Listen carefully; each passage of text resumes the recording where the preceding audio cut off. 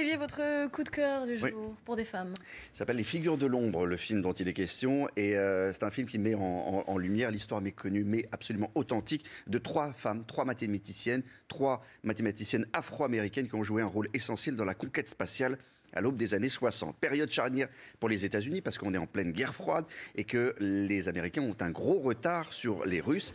Gagarine est déjà parti dans l'espace et seulement 10 mois plus tard, en février 62, John Glenn deviendra le premier Américain à effectuer un vol orbital autour de la Terre. Pourquoi ils ont du retard? Parce qu'ils ont un gros problème, mais vraiment un gros problème de calcul. Et si finalement ils ont réussi à partir dans l'espace, c'est grâce à l'aide de Katherine Johnson et de ses collègues Dorothy Vaughan et Mary Jackson, génie des maths, réellement génie des maths. Ces trois Afro-américaines étaient calculatrices à la NASA. Explication de Jean-François Clairvoy, astronaute français qui a collaboré à la NASA. Écoutez.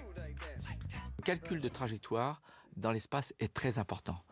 Donc vous ne lancez pas un véhicule spatial si vous ne savez pas exactement quelle trajectoire vous voulez lui faire suivre.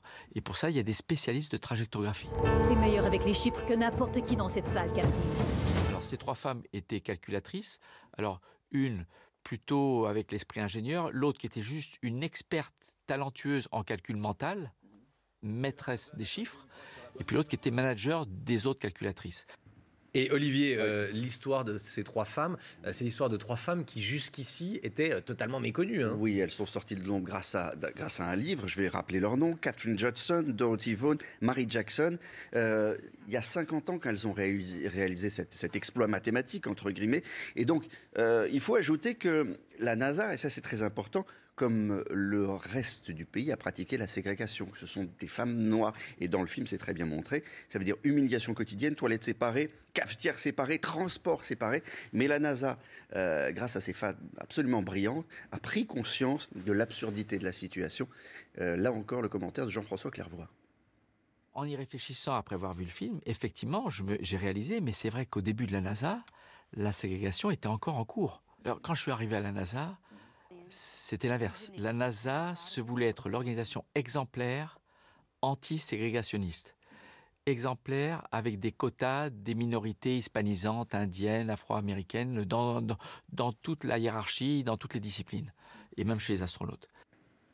Voilà, j'ajoute que la BO du film est signée à quatre mains par Hans Zimmer et Pharrell Williams. Pharrell Williams qui est également le producteur du film, qui est absolument, et je le répète, un film passionnant sur le travail de la NASA avant l'arrivée des ordinateurs et puis sur l'Amérique et son rapport aux hommes et surtout aux femmes de couleur. Petite précision, Pharrell Williams qui a reçu lundi soir ici à Paris des insignes de chevalier des arts et des lettres. Vous voyez ici la photo en compagnie de la ministre de la Culture, Audrey Azoulay. Il devait être très fier. Merci Olivier.